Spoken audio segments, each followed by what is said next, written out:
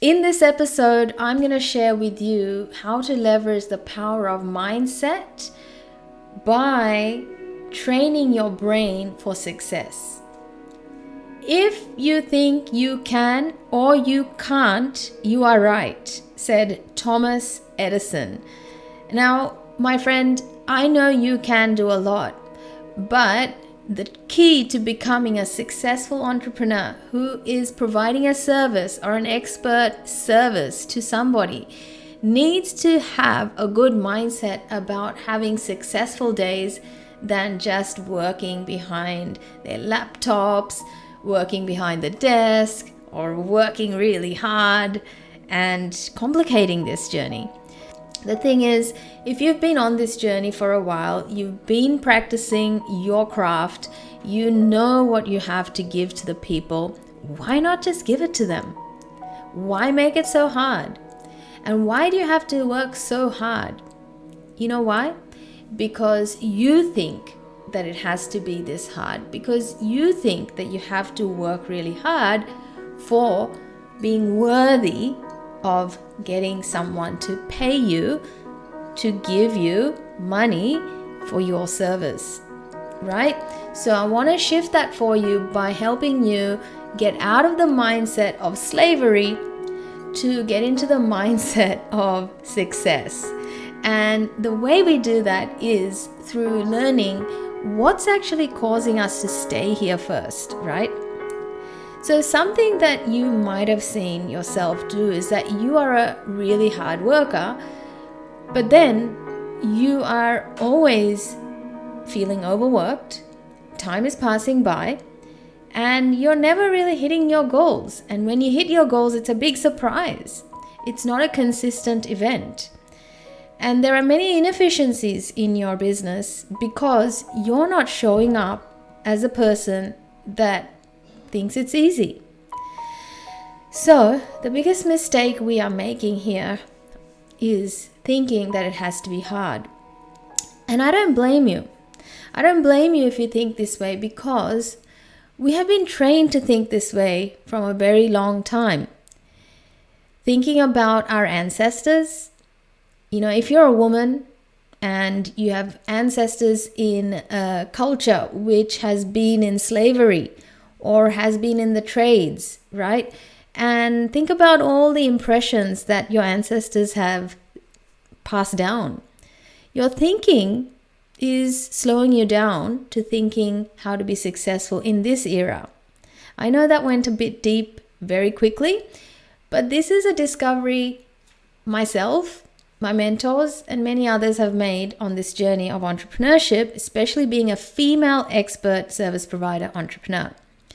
So I'm going to share with you how to not overwork and how to not burn yourself into the wall and actually move away from doing more to doing less to be successful in your business, because you deserve it, the winnings. You deserve to be successful and you must become successful. It's not a choice. If you have a business, you need to think successfully. So some of the things that you are doing currently is not serving you, which is working really hard, but you're not doing the things that actually move the needle for your business. You could be working really hard because you believe that you have to do those tasks. Who else is going to do them? Well, you're thinking about the problem too much, and that's being problem-oriented than the solution-focused entrepreneur who has to have a growth mindset. So in the Empowered You program, what I share with my students is the growth mindset, which I also call the courage mindset, right? So imagine wherever you are currently, and you're unhappy with the success you've received or you've achieved so far, be it personally, professionally, and entrepreneurially, right? You've got to see that this is an opportunity to grow rather than a reflection of you, right? That's point number one. The thing is, if you don't shift from being in victim mindset, which is where most people are comfortable going, mentally, they will think that it's all their fault, right? And The winner's mindset is, though, they will look at that problem and go, right, I need to find a solution. And that's what we call to go beyond the problem, which is start thinking of asking more questions than giving all your attention to what's happening right now. Yes, you must acknowledge it's happening and then ask a brilliant question. And if you don't have the question, set the intention to find the right question, or set the intention to go, right, I want to be shown. Show me. Right? So I'm going to show you 3 habits of successful entrepreneurs who use these habits to train their brain to be having a growth mindset. Ready? So habit number 1 is embrace the growth mindset, which is thinking outside of the problem. And how you do that is know that you don't have the answers, right? If you had the answers, like Einstein said, if you had the answers, you would already have the solution. You obviously have this problem because you don't have the answers to fix it or solve it. So therefore, you must go seek a solution than sit in the problem. So number 1 on the formula that I share in the Empowered You program is whenever something is not the way we want it, which is the experience or the result, then it is the result of our thinking. So we must challenge our thinking. And as soon as you've challenged your thinking by saying something like, you know what, I actually don't know the answer, I'm going to go find it. I'm going to go find someone that will have the answer. And somebody, of course, with the results that you're seeking, right? So then it shifts from being a victim of the situation to going after the solution. You've taken your step outside of that zone, which is what we call the comfort zone, to the growth zone or courage zone, which is where we're asking questions and we're willing to shop around for the right answer for ourselves, right? So this is what we mean by embracing a growth mindset, which is being more solution oriented. And that means we're taking more actions that may not feel comfortable, but we are going towards what will solve the problem. So the next practice is visualize your success. Visualizing your success means that you may not have what you want right now, but you need to have a clear vision for where you are heading, right? What would you like? A lot of us don't know what we want. So it's not even a part of our, thinking that what we are looking for hasn't even arrived. So this is why creating a vision for yourself and then visualizing that and developing on that every day is training your brain to build the dream for yourself. They did an experiment. They did an experiment on basketball players. That they had 2 groups of basketball players, one that did physical training a long time and one that actually spent 50% of the time visualizing their game and then playing the game. They saw a 24% improvement in performance in the people that did the visualization than the ones that they didn't. So think about the power of visualization.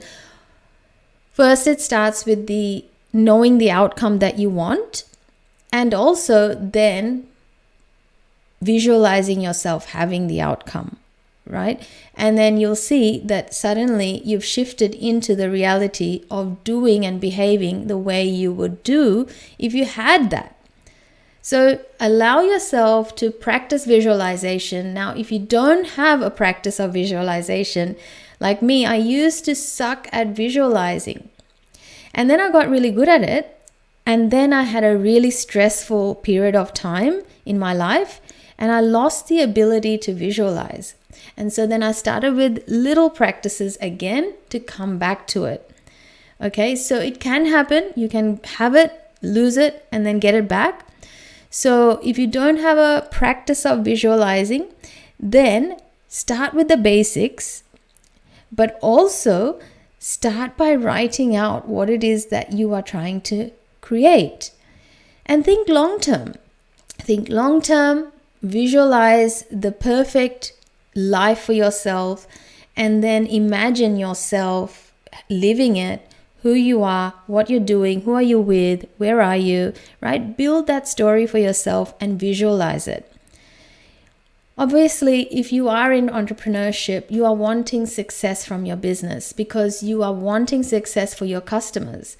So therefore, for you to be a successful entrepreneur, you need to visualize that in part of your vision. You do not need to predict whether you're going to become a multi-million-dollar business or whatever, right? But you can visualize and want a certain number of people to benefit from your offers. So start there.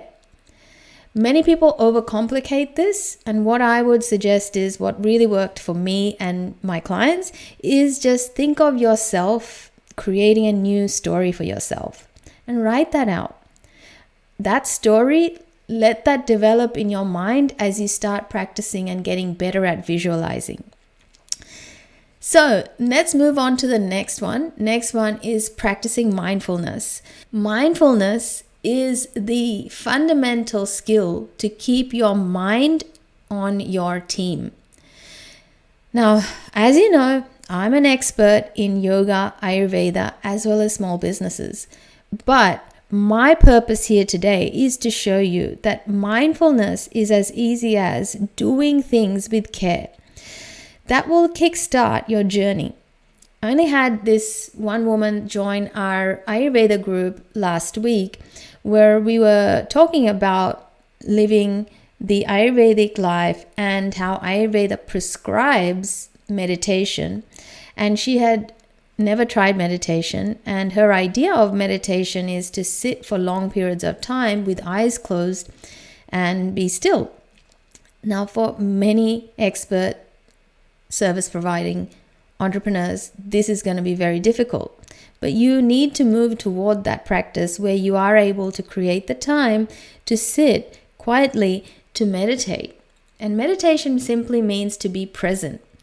If sitting down for a long period of time is not your practice yet, then you need to start taking baby steps towards it by doing it in little pockets of time every single day. So maybe give yourself a plan of becoming mindful of every activity that you do in a day, which is doing it distraction-free, starting it with an intention to be mindful, and then recognizing the impact that it's creating for you so that your brain can continue to support the fact that this is a good thing for you. And suddenly you'll start to see that you cannot be anyone else but a very mindful person. Mindfulness is overcomplicated by theory and, all sorts of strategies, etc. But it's as simple as learning to breathe slowly with all your attention on breathing slowly, right? And so you can practice this daily, in any place, everywhere, and no excuses. To be a great service provider who cares about their customers' experience and who cares for themselves, they must become mindful human beings.